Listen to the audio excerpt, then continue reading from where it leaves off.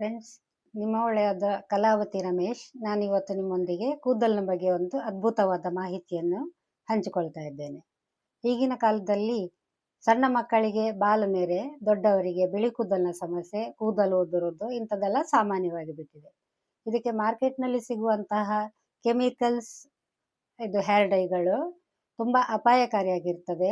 ಅದನ್ನು ನಾವು ಯೂಸ್ ಮಾಡಬಾರ್ದು. ಅದಕ್ಕೋಸ್ಕರ ನಾನಿವತ್ತು ಒಂದು ಅದ್ಭುತವಾದ, ಹೆಚ್ಚು ಉಪಯುಕ್ತವಾದಂತಹ, ಆರೋಗ್ಯಕರವಾಗಿರುವಂತಹ ಒಂದು ಮಾಹಿತಿಯನ್ನು ನಿಮಗೆ ಮಾಡಿ ತೋರಿಸ್ತಾ ಇದ್ದೇನೆ.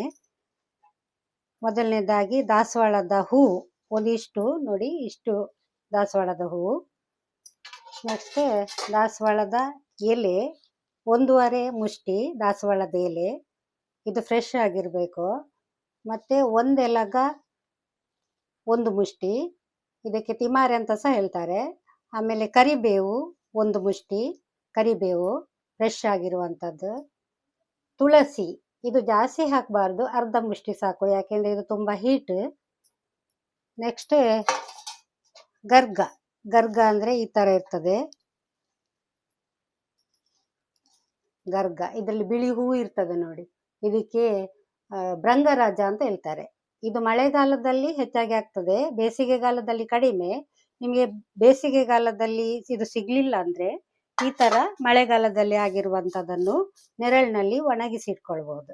ಇದು ನೋಡಿ, ಒಣಗಿಸಿ ಇಟ್ಕೊಂಡದ್ದು ಭೃಂಗರಾಜದ್ದು ಎಲೆ.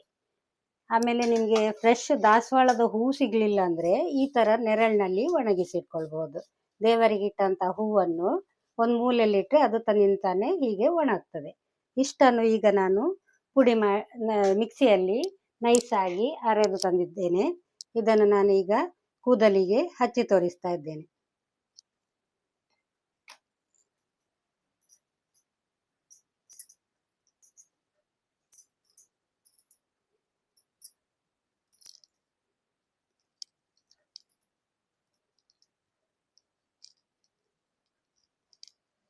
ಎಲ್ಲೆಲ್ಲ ಬಿಳಿ ಕೂದಲುಂಟು ಅಲ್ಲಿ ಜಾಸ್ತಿ ಹಚ್ಚಿ.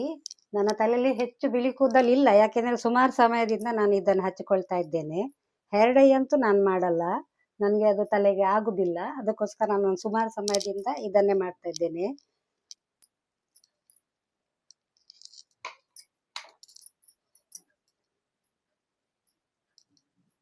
ಇದರಿಂದ ಕೂದಲು ಕಪ್ಪಾಗ್ತದೆ, ಮತ್ತೆ ಕೂದಲು ಬೆಳವಣಿಗೆ ಆಗ್ತದೆ, ಮತ್ತೆ ತಲೆಗೆ ಸಹ ತಂಪು, ತಲೆನೋವೆಲ್ಲ ಜಾಸ್ತಿ ಬರೋದಿಲ್ಲ. ಅದೇ ಇದು ಒಂದೇ ಸಲ ಕೂದಲು ಬಿಳಿ ಇದ್ದದ್ದು ಕಪ್ಪಾಗುದಿಲ್ಲ, ಸ್ವಲ್ಪ ಟೈಮ್ ತಗೊಳ್ತದೆ. ಹೇರ್ ಡೈ ಅಷ್ಟು ಫಾಸ್ಟ್ ಅಲ್ಲಿ ಆಗುದಿಲ್ಲ. ಇದನ್ನು ನೀವು ಹಚ್ಚಿಕೊಂಡು ಒಂದು 5-6 ಗಂಟೆ ಬಿಡ್ಬೋದು, ಏನ್ ತೊಂದ್ರೆ ಇಲ್ಲ. ಜಾಸ್ತಿ ಬಿಟ್ರು ಏನ್ ತೊಂದ್ರೆ ಇಲ್ಲ. ನಿಮ್ಗೆ ಕಿರಿಕಿರಿ ಯಾವಾಗ ಆಗ್ತದೆ ಆವಾಗ ತೊಳೆಯಿರಿ.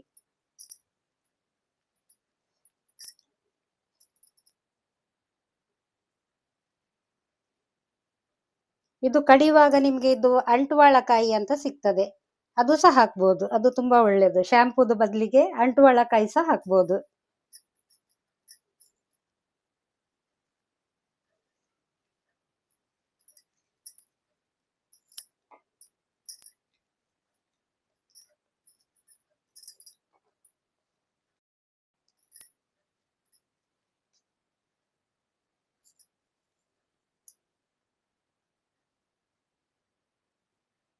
ಫ್ರೆಂಡ್ಸ್, ಇದನ್ನು ವಾರಕ್ಕೊಮ್ಮೆ ಅಥವಾ 15 ದಿನಕ್ಕೊಮ್ಮೆ ಹಚ್ಕೊಳ್ಳಿ.